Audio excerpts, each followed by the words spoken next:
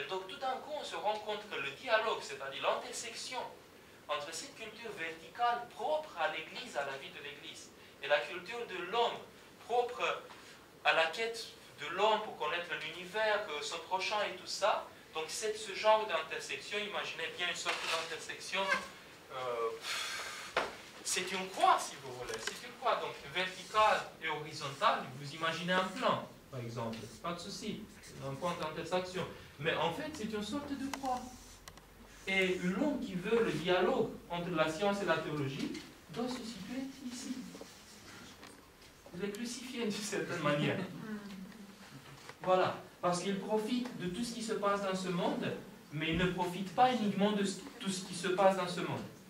Et donc, ce genre de discours que je peux avoir, je ne peux pas l'avoir nécessairement dans des endroits, par exemple, disons, je peux l'avoir, mais disons, on commence la problématique de cet apôtre Paul dans l'Aréopage, c'est-à-dire on peut parler dans n'importe quel milieu, mais ça ne passe pas nécessairement comme un discours académique par excellence, par exemple, parce que, en fait, tout ce qu'on présente, c'est un peu différent par rapport à ce que les gens attendent de notre part parfois.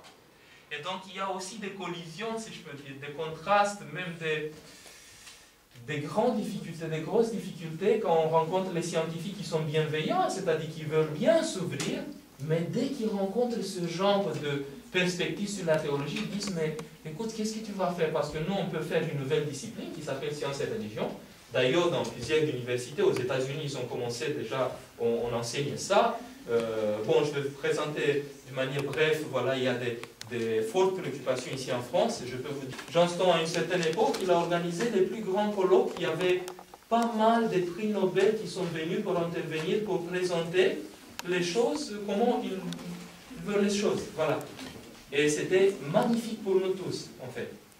Donc, pour revenir, dans cette perspective, on commence à construire dans l'orthodoxie. C'est-à-dire, on ne se permet pas d'être dans le plan bidimensionnel, c'est-à-dire dans le plan uniquement dans le plan de la création. On doit nous rendre compte que ce que le Seigneur nous a apporté, c'est quelque chose de fondamentalement différent. C'est-à-dire, c'est cette théologie sur la verticale qui a un impact, bien sûr, l'impact que vous connaissez d'ailleurs, parce que ça change le monde, sur l'horizontal. Et dès que les gens veulent transformer cette théologie, je joue toujours, mais dès qu'on transforme cette théologie dans quelque chose d'horizontal, il nous reste ce point-là, en fait. Voilà, qui est rien par rapport à ce qu'on peut avoir. Bon.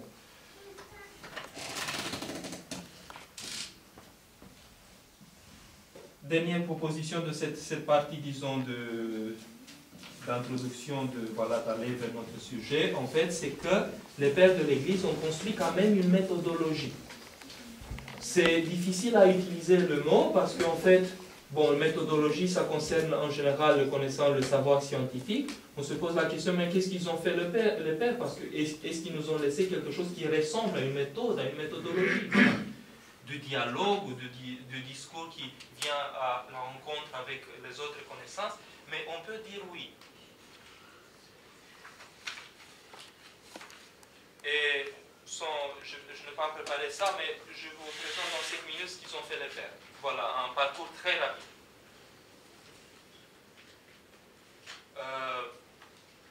Premier moment historique et très important, moment de Pentecôte.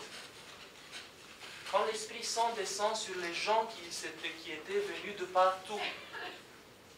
Donc c'était des cultures différentes, il faut bien imaginer, c'était les gens, l'Esprit Saint a attendu ce moment-là. C'est-à-dire c'était un moment magnifique parce que tous les gens de partout étaient bien présents. Les barrières linguistiques tombent, les gens comprennent ce que les apôtres disaient, le kérigme apostolique, voilà la bonne nouvelle et tout ça. La force, c'était la force de l'Esprit. C'était pas la force des apôtres qui restaient avec beaucoup de peur, isolés des autres, en priant, voilà, pour attendre la descente du Saint-Esprit. À partir de ce moment, les choses changent. On peut témoigner dans le monde parce que c'est l'Esprit qui nous donne la force pour témoigner dans le monde. Le premier témoignage, très intéressant pour le sujet de notre présentation, c'est le fait que les gens étaient quand même différents. Ce n'était pas exactement la même structure des personnes. Il n'y a pas de souci, c'est-à-dire les gens reçoivent la même force, c'était un seul cœur. Et c'est la première expérience qu'on peut répéter toujours dans l'Église à travers la liturgie. Pour nous, c'est aussi l'expérience fondamentale d'écuménisme également. Parce qu'on répète à chaque liturgie le moment de Pentecôte.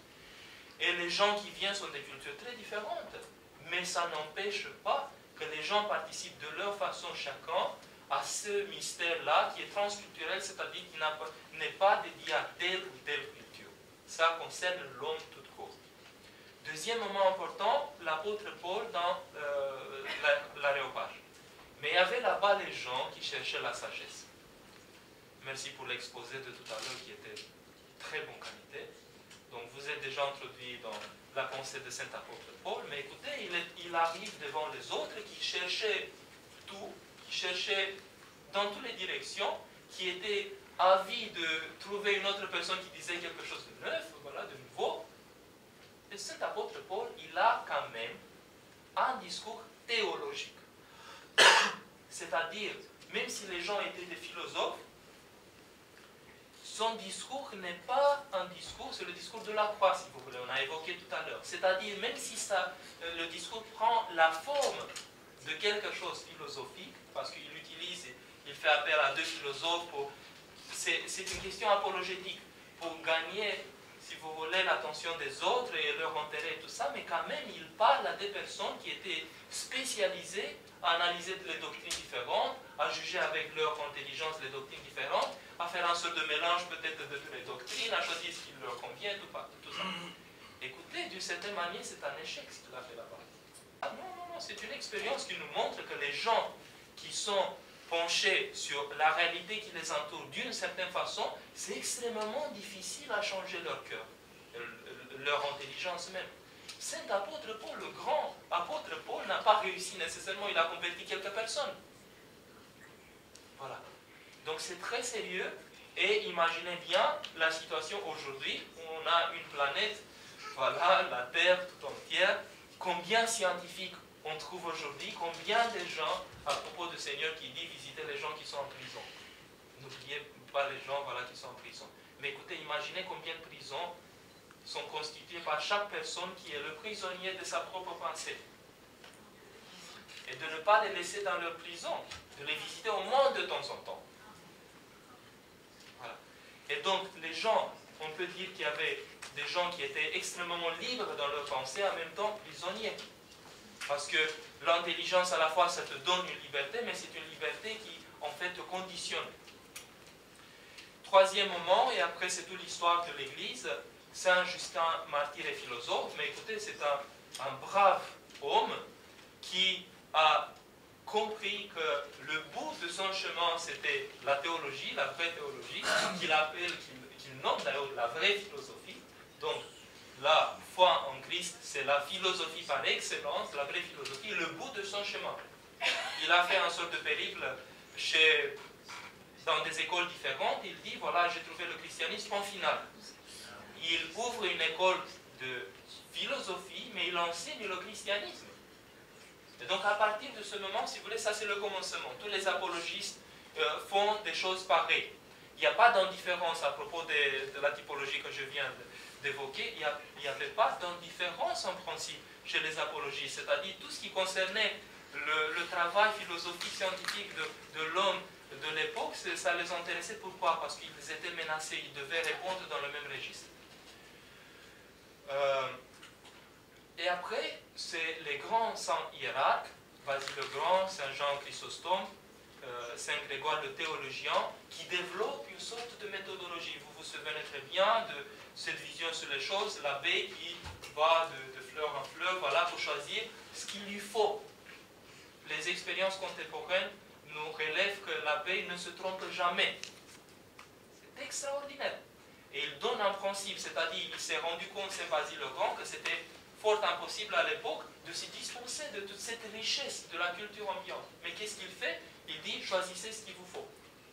Ça, c'est extrêmement courageux par rapport à un monde où tout le monde est rejeté par peur. Parce qu'il y avait une sorte, il y avait une peur réelle de contamination, si je peux dire, par rapport à des choses qui sont étrangères à la doctrine de l'Église.